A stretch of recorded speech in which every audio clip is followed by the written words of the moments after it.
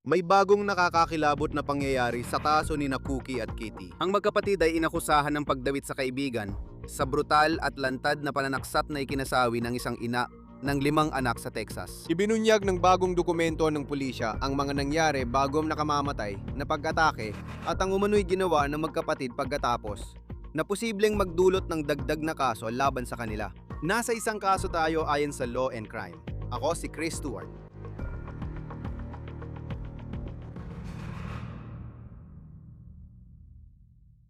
Marami ang nagtataka kung anong maaaring naging dahilan ng alitang ito. Ngayon, nagkakaroon tayo ng ideya dahil sa police report mula sa mga autoridad ng Del Rio, Texas. Video ito mula sa isang mabuting mamamayan sa YouTube na nagpapakita kay Cookie Diaz na inaaresto. Mapapansin mong nakangiti at nagbiro pa siya sa kamera. Matapos kong mabasa ang police report at ipakita sa inyo ang sinasabi ng pulisya tungkol sa nangyari, mas lalo pang naging kakaiba ang video na ito na napanood ng marami mula nang lumabas ang balita. Ayon sa pulisya, si Cookie Diaz umano ang nagdala ng kutsilyo sa komprontasyon at siya rin umano ang unang sumaksak kay Caro Pena na siyang biktima sa kwentong ito at unang sinaksak umano sa likod. Ngayon, bago ko talakayin ang sinabi ng isa pang suspect sa kasong ito tungkol kay Carl Peña, ang biktima, at kung ano umano ang ginawa ni Carl bago ang alitan. Kung paano ito makakaapekto sa depensa, gusto ko ring ipaalala ang mga taong kasangkot dito. Siya si Caro Peña. Siya ang taong nawalan ng buhay sa kwentong ito. Siya ay pinatay noong Huwebes ng nakaraang linggo. Ito ay video na ipinost niya ngayong buwan sa Facebook na nagpapakita sa kanya bilang ina na papunta sa tubig para sa masayang araw kasama ang pamilya. Si Caro ay 32 taong gulang at siya ay ina ng 5 anak. Sa panayam sa TMZ, sinabi ng hepe ng pulisya ng Del Rio, Texas, na naniniwala siyang kilala ni Caro sina Cookie, Kitty Diaz at ang kaibigan nilang si Kiandra Faz, ang ikatlong suspect sa kaso. Hindi niya binanggit sa panayam kung paano sila magkakilala. Kaya may malaking tanong tungkol sa konteksto ng di umano'y pangyayari. Hindi pa rin malinang ngayon ang dahilan ng marahas na komprontasyong ito. Ngayon, marami na kaming impormasyon tungkol sa suspect na may pinakamaraming kaso, si Kitty Diaz, 21 taong gulang. Kapag nakita mo ang kanyang social media, mapapaisip ka kung siya nga ba ang parehong taong nasasangkot na yon sa mga kaso ng brutal na pananaksak at pagpatay sa liwanag ng araw. Ina siya. Alam ko na sa social media, pinapakita lang ng tao ang gusto nilang makita ng iba. Kadalasan panlabas lang at hindi totoong pagkatao. Pero sa kasong ito, makikita sa mga video niya na mahal niya ang 4 na taong gulang niyang anak. At ito ang sentro ng kanyang mundo. Ngayon, inaakusahan siyang sangkot sa brutal na pagpatay at maaaring makulong habang buhay. Bukod pa rito, nahaharap siya ngayon sa kasong pagtatangkang pagtakpan ng ebidensya. Ikukwento ko kung paano nangyari yon mamaya. Gusto kong talakayin ang bagong impormasyong nakuha natin mula sa mga dokumentong ipinadala ng pulisya. Ayon sa pulisya, nalaman nila noong Huwebes ng nakaraang linggo na may nasaksak at malubha ang lagay. Tinawag sila sa ospital noong Hunyo 25. At pagdating nila sa ospital, nalaman nilang si Caro Peña ay di umani nasaksak ng 3 beses, 2 beses sa likod at 1 beses sa tiyan. Dahil sa matinding sugat, dinala siya ng mga doktor sa ospital sa San Antonio upang mailigtas. Ngunit namatay rin siya makalipas ang ilang oras. Napag-alaman ng pulisya na si Peña ay di umano'y nasaksak sa bahay na ito sa Del Rio. Hindi pa isiniwalat ng pulisya paano nakuhang impormasyon. Ngunit mabilis ang investigasyon. Pagdating ng pulisya sa lugar, pumunta sila sa bahay na katabi ng address kung saan umano naganap ang alitan. At doon nila nakontak si Kiandra Faz, 19 na taong gulang. Ngayon, ayon sa pulisya, sinabi ni Faz na dumating si Carl Peña sa kanyang bahay at ayon sa kanya, naghahanap ito ng gulo. Ngayon, hindi pa rin malinaw ang dahilan ng di umano'y alitan. Pero may napansin kaming interesante sa ulat ng pulisya na hindi rin tsak ang ibig sabihin. Sabi ng pulisya, naganap ang alitan sa isang address sa Del Rio at nakatira si Faz sa katabing bahay ayon sa record ng korte. Hindi pa natin alam kung sino ang nakatira sa address na binanggit ng pulisya, kung saan nangyari ang alitan, o kung nagkataon lang na sa mismong property na yon naganap ang alitan. At isa ito sa mga bagay na susubaybayan natin habang umuusad ang kaso. Ngayon, pag-usapan natin ang alitan. Dumating si Peña. Ayon kay Faz, naghahanap siya ng gulo. Ngunit hindi siya kung totoo dahil nahaharap siya sa kasong pagpatay kaugnay ng insidente. Pero pagdating sa investigasyon, ang mga pulis hindi lang sila umaasa sa mga pahayag ng saksi sa kwentong ito dahil sinabi nilang lahat ay nakuna ng doorbell camera sa bahay kung saan naganap ang alitan. Pinanood ng pulis ang video at sinabi nilang nakita nila si Caro Peña na dumating sakay ng itim na pickup truck sa bahay. At pagkatapos noon, pangbating niya at nagsimula na silang mag-away ni Faz, may isang itim na Chrysler na dumating. Dito na pumasok sa kwento sina Cookie at Kitty Diaz. Ayon sa pulis, bumaba ang magkapatid at nilapitan si Caro Peña. Sa video footage, nakita si Amaya, unang pangalan ni Cookie, na may hawak umanong kutsilyo sa kanang kamay. Nagkaroon ng alitan sina Cookie at Caro Peña at nakita si Cookie na sinaksak si Caro Peña sa likod, kung saan makikita ang dugo sa likod ng kanyang damit. Ang kasote ni Cookie ay inilarawan bilang pulang tank top at asul na maong. Ngayon, muli, pinaniniwala ang 3 beses na sinaksak si Peña. Unang iniulat ito ng Fox News, 2 beses sa likod at 1 sa tiyan. Talagang brutal yon. Sa totoo lang, mahirap makahanap ng mga salita kapag iniisip mo kung gaano kabagsik na magagawa ng isang tao yun sa kapwa niya tao. Ngayon, si Kitty Diaz ang inang madalas makita sa TikTok na halatang mahal ang anak at sentro ng kanyang mundo, ay di umano'y pisikal na inatake si Caro Peña sa video. At ayon sa pulisya, di umano'y inatake rin ni Kiandra Faz si Peña. Hindi pa tiyak kung paano napunta si Peña sa ospital. Pero sabi ng pulisya, pagkatapos ng umano'y pag-atake, tumakas ang mga suspect mula sa lugar. Gusto ko lang bigyang diin kung gaano kabilis kumilos ang mga pulis dito.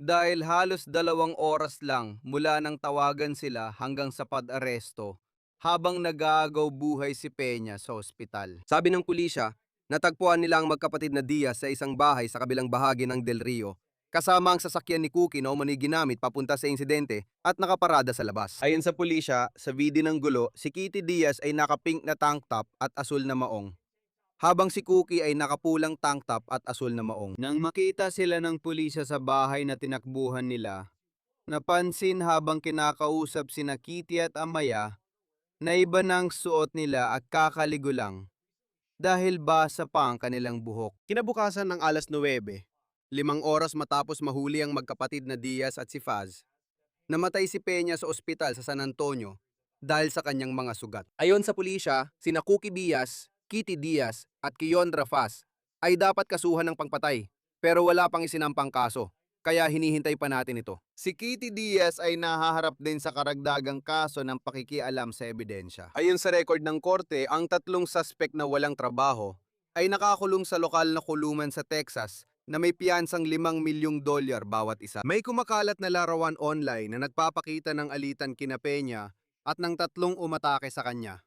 Ngunit masyado itong marahas para ipakita rito. May dugo si Peña sa likod habang pinalilibutan siya ng 3 babae. Sabi ng kaibigan ni Peña sa Fox News, palaban yung babae, nananatiling matatag sa kanyang paninindigan. Samahan niyo kami ngayon para talakayin ang investigasyon mula Texas, kasama ang retiradong homicide detective Phil Waters. Masaya kaming makasama ka ulit sa Law and Crime. Isa sa mga suspect, si Kiondra Faz, ang nagsabi sa pulisya na ang biktima si Caro Peña ay pumunta sa kanyang bahay at ayon sa kanya, naghahanap ng away. Sabi ng pulisya, tila nakuhanan sa video pati ang mismong pag-atake. Gaano kaya kahalaga ang dahilan kung bakit pumunta si Caro Peña sa bahay pagdating sa magiging takbo ng kaso? Magandang makabalik kasama ka, Chris. Lahat ito ay tungkol sa motibo na hindi kailangang patunayan sa korte kapag umabot sa prosekusyon. Mahalaga pa rin sa mga investigador na tuklasin kung bakit nangyayari ito. Yan ang malaking tanong, bakit? Sa palagay ko, motibo rin ato. Kaya naiintindihan kung paano sila nagkasama. Sabi pa ng hepe ng pulisya ng Del Rio na magkakilala sila kahit papaano. Hindi natin alam ang relasyon nila at di rin natin nakita ang video. Mukhang brutal ang pagpatay na ito. Pero kung si Carl Peña ay pumunta sa bahay para maghanap ng gulo, May posibilidad ba yon? Maari ba yung gawing argumento ng self-defense ng mga suspect? Lalo na't may video na makikita ng hurado kung paano nangyari ang komprontasyon. Sa tingin ko, wala namang ganon. Sa tingin ko, walang argumento para sa self-defense.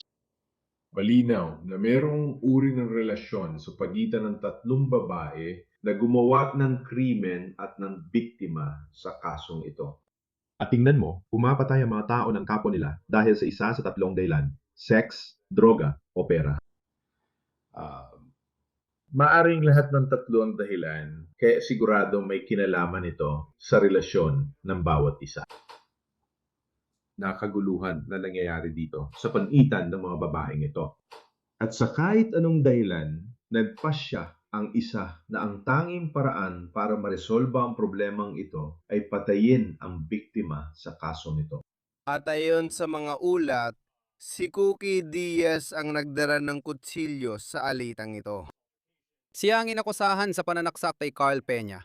At tingin ko, Fox News ang nagulat nito. Sinaksak siya ng 2 beses sa likod at minsan sa tiyan. Isang napakalupit na pag-atake. Ngunit sina Kitty Diaz, ang kapatid niya, at si Faz, kaibigan nila, ay inausahan ng pananakit kay Carl Peña.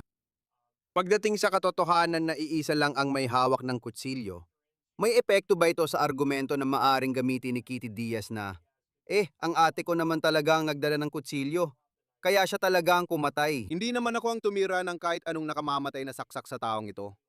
Paano ba yan gumagana sa batas ng Texas? Sa batas ng Texas, ang tinitingnan ay ang mga nagkasala. Kaya lahat ng taong sangkot dito ay itinuturing na magkakasama. Lahat sila ay nagtulungan sa pagpatay na ito. Kaya kahit isa lang ang talagang nagdulot ng kamatayan, yung dalawa pa dahil sa kanilang pakikilaho. Pare-pareho silang itinuture na magkakasama sa krimen. Kaya hindi, ang batas ng mga kasabwat sa Texas ay magpapataw sa bawat isa sa kanila ng parehong kaso ng pagpatay. Araw-araw nating tinatalakay ang mahihirap na kwento at isa ito doon. Ikaw, bilang isang homicide detective, nakikita mo araw-araw ang kalupitan at nagtatrabaho ka para maresolba ito. Iniisip ko lang ang kasong ito para maintindihan ng lahat. Yung ideya na may taong hayagang kumuha ng kutsilyo at sumaksak sa iba. At minsan pakiramdam ko nasasanay na tayo sa ganitong mga bagay. Pero ano ang tumatak sa iyo pagdating sa kalupitan ng ataking ito based sa sinabi ng pulis? Tingnan mo, isa sa pinaka-personal na paraan ng pagpatay sa isang tao ay ang paggamit ng talim, paggamit ng kutsilyo, o anumang matalim na sandata. Kailangan mong lumapit, kailangan mong maging personal. At ikaw, nararamdaman mo ang bawat saksak. Hindi ito katulad ng pagbaril sa isang tao mula sa malayo. Ito ay malapitan, personal. At masasabi ko na, ang tanging iba pa, marahil mas personal na urinan. Paggamit ng anumang paraan para pumatay ng tao, pumatay ng isang tao, ay ang pangsakal. Mas personal yon, ramdam mo talaga ang buhay ng tao na umaalis sa katawan nila. Pero kapag nangyari ang mga pananaksak na ito, tingnan mo, sigurado akong nakita na ng mga tao na may iba't ibang uri ng sugat mula sa matutulis na sandata sa internet. Alam mo, may mga litrato ka at mga ganung bagay. At sila ay talagang brutal. Nakakatakot makita ang katawan ng tao na hiniwa, alam mo yon, at pinagsasapsak ng ilang beses. Lalo na kapag pinag-uusapan mo na ang maraming saksak. Medyo nagulat ako na ilang ang meron. Medyo mababa lang ang bilang ng mga saksak dito sa bagay na ito. Kapag may isang tao, kadalasan, based sa nakita ko, kapag may gumamit ng kutsilyo at may personal na galit, meron. May mas personal na relasyon. Mas, alam mo yun, mas may motibasyon sila dahil sa galit nila sa taong ito. At kaya nila ginamit ang kutsilyo. Kadalasan, ito ay isang bagay na nawawala sa kontrol at nagre-resulta sa sobrang dami ng sugat. Pero alam mo, ang interesting dito sa mga babaeng sangkot dito. Siyempre, hindi natin alam ang kanilang pinagmulan. At iyan ang gusto kong malaman dito. Pumunta sila doon na naghahanap ng gulo. Nakuha nilang gulo na hinahanap nila. At sa puntong yon, kahit may video at mga ganung bagay, wala na yung pinagkaiba sa kanila. Medyo makitid ang pananaw nila. Isa lang ang nasa isip nila at ginawa nila iyon. At saka may video rin ng pag-aresto kina Cookie Diaz at Kitty Diaz. Ginawa namin ang kwentong ito ilang araw na ang nakalipas. Nang unang lumabas ang balitang ito at hindi pa namin nakukuha noon ang lahat ng dokumento ng pulisya. Naglabas lang ng press release ang Del Rio Police Department. Sa video, makikita mong nakangiti talaga sila habang naglalakad. Ngunit si Cookie Diaz lang talaga ang makikita mong nakangiti pa. Nagbiro pa siya sa harap ng kamera. Sa puntong yon, hindi pa namamatay si Carl Pena. Pero kung totoo lahat ng ito, tumatawa siya habang inaaresto. Matapos saksakin ng 2 beses sa likod at 1 beses sa tiyan ng isang tao, ayon sa pulisya. Naranasan mo na bang makasalamuha ang mga gumawa ng mabibigat na krimen sa iyong karera? Paano mo maintindihan ng makita yon, lalo na't alam mo ang mga paratang sa kanya ngayon? Hindi na talaga ako nagugulat.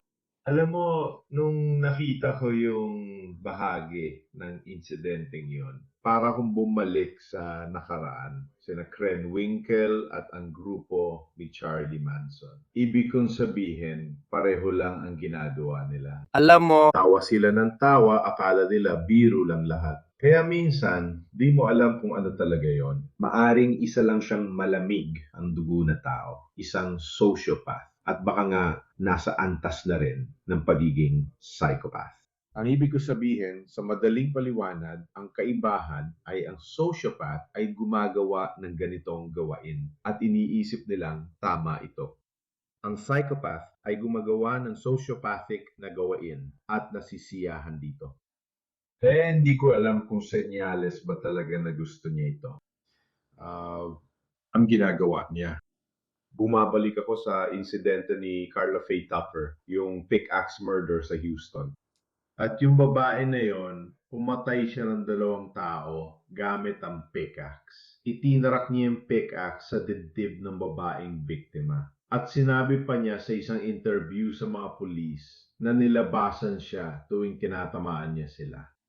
Kaya sinasabi ko lang dito, kapag may mga ganitong klaseng pangyayari, ito ay isang interesante panurin ang reaksyon sa kasong ito ng mga suspect kapag sila ay inaaresto.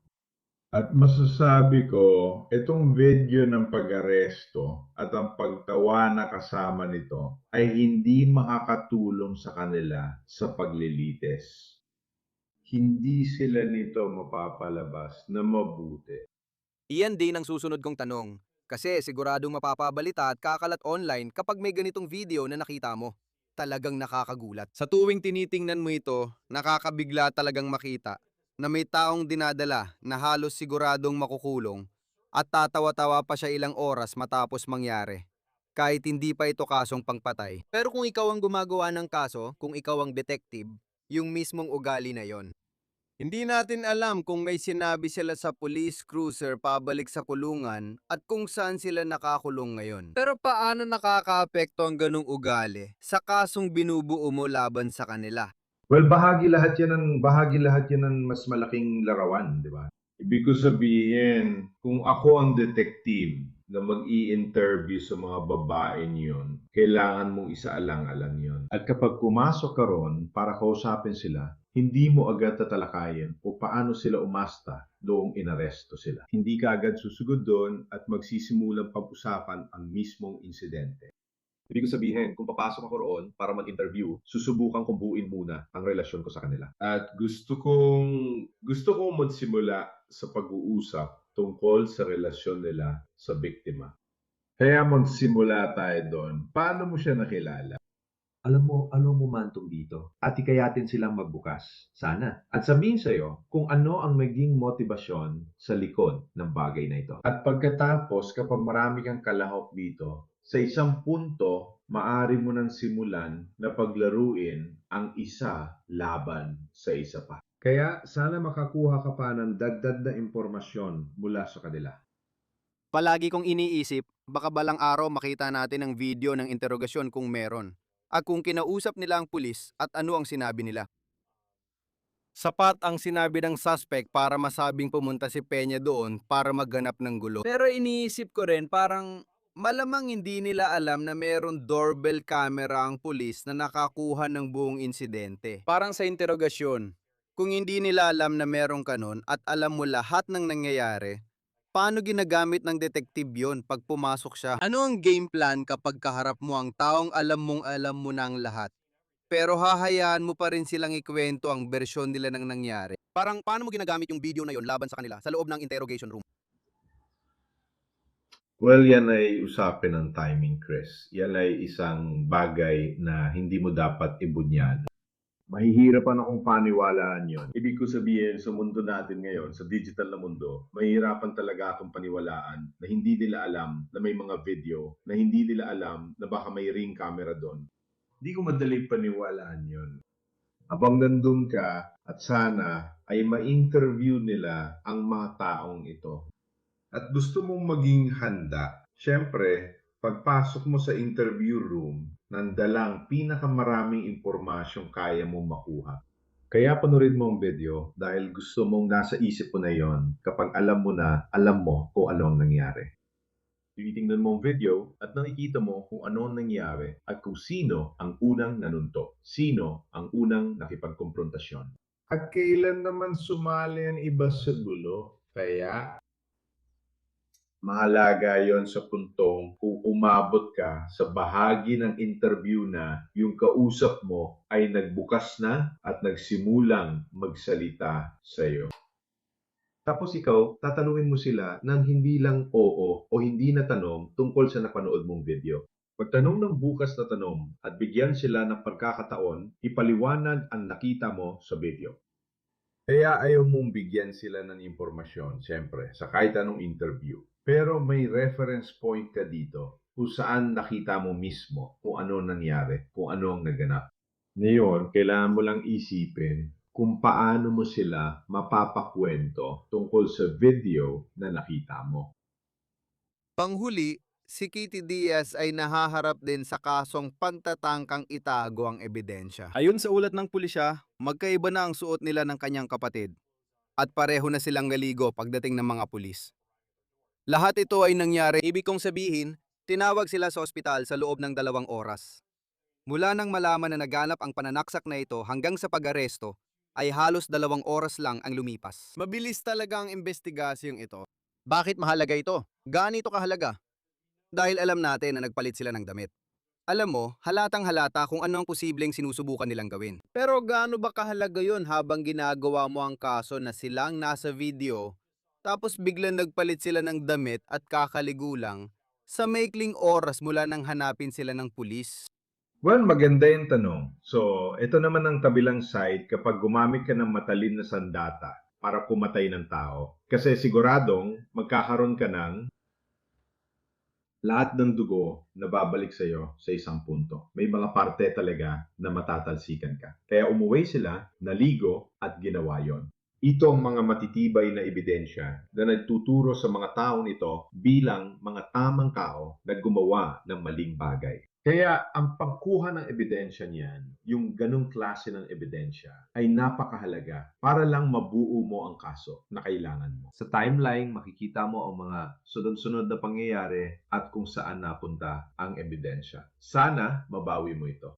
Ngayon, at ipinapakita nito na mapapatunayan dito ang pagkakasala, ang aktwal na ginawa ng mga taong ito na gumagala. Sila ay nanggugulo o nagmamanyobra ng ebidensya. Ito ay magiging isang kasong felony na pakikialam sa ebidensya.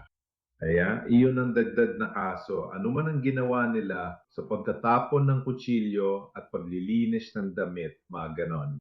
At sana, makarating ka sa mga damit bago pa ito malinis.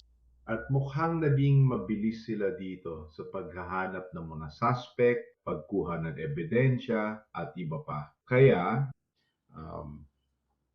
sa ngayon, mukhang kakaunti na lang talaga hindi nila nasusuri.